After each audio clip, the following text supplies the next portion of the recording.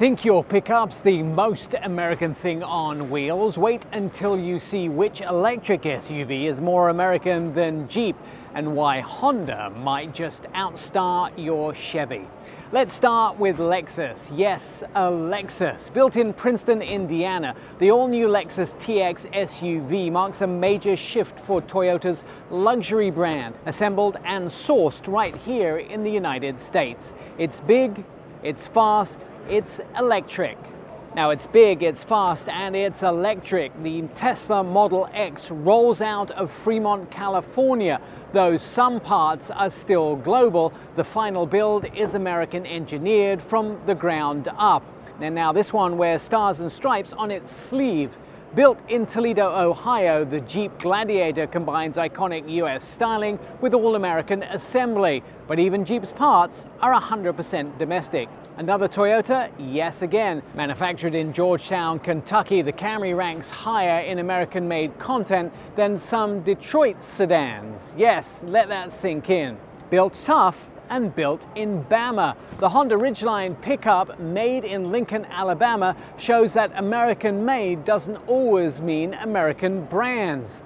Need a patriotic people hauler? The Odyssey minivan is all Honda and all American and assembled in Alabama. It ranks 10th in both Kogod and Cars.com, indexed for all American made.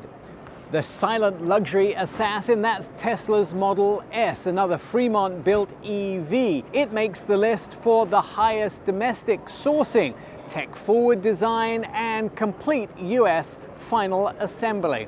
And here's one you didn't see coming. Volkswagen's ID4, now built in Chattanooga, Tennessee. It's more American-made than some Ford models. Volkswagen say global brand, local commitment.